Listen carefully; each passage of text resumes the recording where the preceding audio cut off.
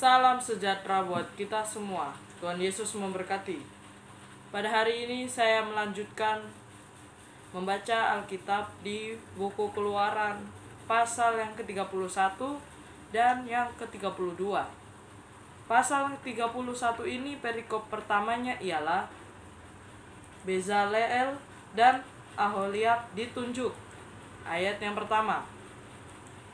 Berfirmanlah Tuhan kepada Musa, "Lihat, telah kutunjuk Bezaleel bin Uri bin Hur dari suku Yehuda, dan telah kupenuhi dia dengan roh Allah, dengan keahlian dan pengertian dan pengetahuan dalam segala macam pekerjaan, untuk membuat berbagai rancangan supaya dikerjakan dari emas, perak, dan tembaga, untuk mengasah batu permata supaya ditata, untuk mengukir kayu, dan untuk bekerja dalam segala macam pekerjaan. Juga aku telah menetapkan di sampingnya Aholiab bin Ahisamak dari suku Dan, dalam hati setiap orang ahli telah kuberikan keahlian. Haruslah mereka membuat segala apa yang telah kuperintahkan kepadamu: kemah pertemuan, tabut untuk hukum, tutup pendamaian yang terletak di atasnya, dan segala perabotan kemah itu, yakni meja dengan perkakasnya, kandil dari emas murni dengan segala perkakasnya, mezbah pembakaran ukupan, mezbah korban bakaran dengan segala perkakasnya, bejana pembasuhan dengan alasnya, pakaian jabatan, baik pakaian kudus kepunyaan Imam Harun, maupun pakaian anak-anaknya untuk memegang jabatan imam, minyak urapan dan ukupan dari wangi-wangian untuk tempat kudus, tepat seperti yang telah kuperintahkan kepadamu, seharuslah mereka membuat semuanya." Perikop yang kedua dari pasal 31 ialah peringatan untuk menguduskan hari Sabat. Berfirmanlah Tuhan kepada Musa, "Katakanlah kepada orang Israel demikian, akan tetapi hari-hari Sabatku harus kamu pelihara, sebab itulah peringatan antara aku dan kamu turun-temurun, sehingga kamu mengetahui bahwa akulah Tuhan yang menguduskan kamu. Haruslah kamu pelihara hari Sabat, sebab itulah hari kudus bagimu. Siapa yang melanggar kekudusan hari Sabat itu, pastilah ia dihukum mati. Sebab setiap orang yang melakukan pekerjaan pada hari itu, orang itu harus dilenyapkan dari antara bangsanya. 6 hari lamanya boleh dilakukan pekerjaan, tetapi pada hari yang ketujuh haruslah ada Sabat, hari perhentian penuh, hari kudus bagi Tuhan. Setiap orang yang melakukan pekerjaan pada hari Sabat, pastilah ia dihukum mati.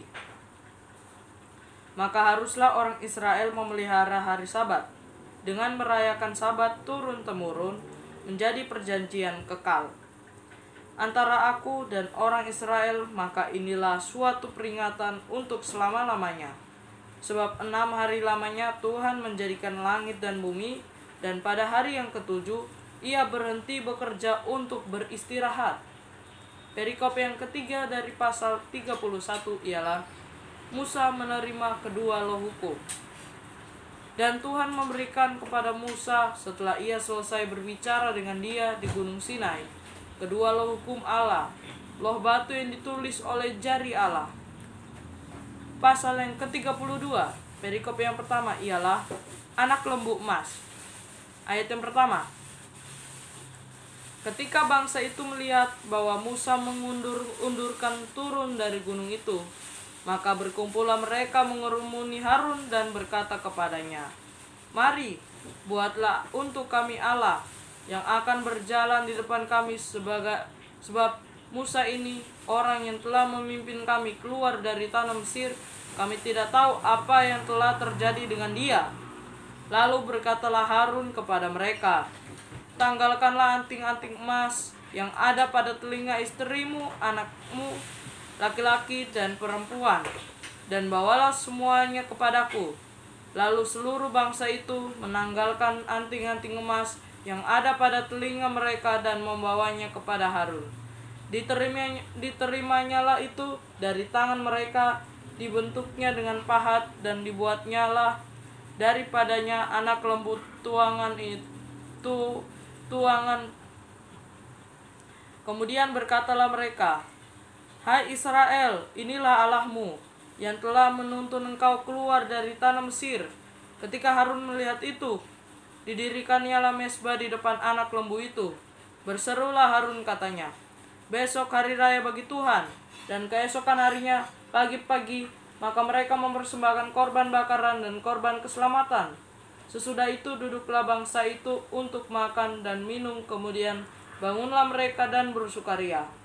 Berfirmanlah Tuhan kepada Musa, "Pergilah, turunlah, sebab bangsamu yang kau pimpin keluar dari tanah Mesir telah merusak lakunya. Segera juga mereka menyimpang dari jalan yang kuperintahkan kepada mereka. Mereka telah membuat anak lembu tuangan, dan kepadanya mereka sujud menyembah dan mempersembahkan korban bakaran, sambil berkata, 'Hai Israel, inilah Allahmu yang telah menuntun engkau keluar dari tanah Mesir.'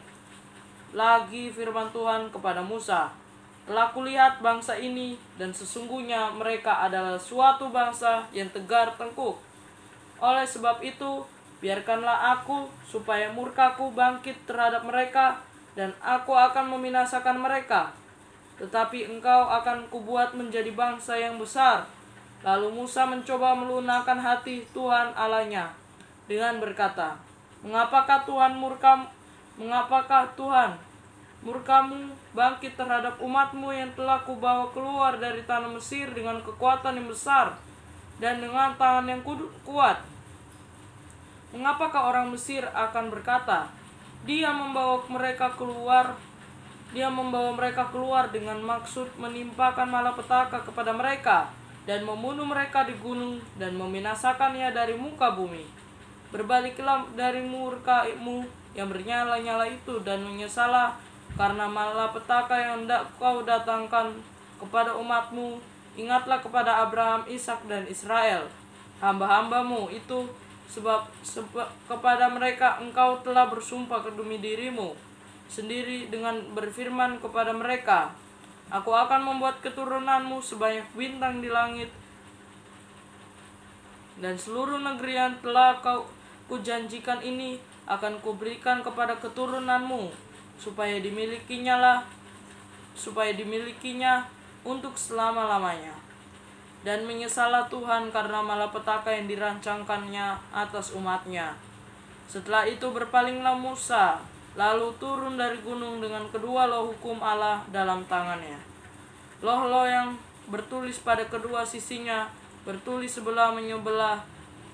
Kedua loh itu ialah pekerjaan Allah, dan tulisan itu ialah tulisan Allah ditukik pada loh-loh itu. Ketika Yosua mendengar suara bangsa itu bersorak, berkatalah ia kepada Musa, ada bunyi sorak peperangan kedengaran di perkemahan. Tetapi jawab Musa, bukan nyanyi-nyanyian kemenangan, bukan nyanyi-nyanyian kekalahan. Bunyi orang menyanyi perbalas-balasan itulah yang kudengar. Dan ketika ia dekat ke perkemahan itu dan melihat anak lembu dan melihat orang menari-nari, maka bangkitlah amarah Musa, dilemparkannya lah kedua loh itu dari tangannya dan dipecahkannya pada kaki gunung itu. Sesudah itu diambilnya lah anak lembu yang dibuat mereka itu, dibakarnya dengan api dan digilingnya sampai halus. Kemudian ditaburkannya ke atas air dan disuruhnya diminum oleh orang Israel. Lalu berkatalah Musa kepada Harun, apakah yang dilakukan bangsa ini kepadamu, sehingga engkau mendatangkan dosa yang besar itu kepada mereka? Tetapi jawab Harun, janganlah bangkit amarah Tuanku. Engkau sendiri tahu bahwa bangsa ini jahat semata-mata. Mereka berkata kepadaku, buatlah untuk kami Allah yang akan berjalan di depan kami, sebab Musa ini, orang yang telah memimpin kami keluar dari tanah Mesir, kami tidak tahu apa yang telah terjadi dengan dia. Lalu aku berkata kepada mereka, siapa yang mempunyai emas haruslah menanggalkannya.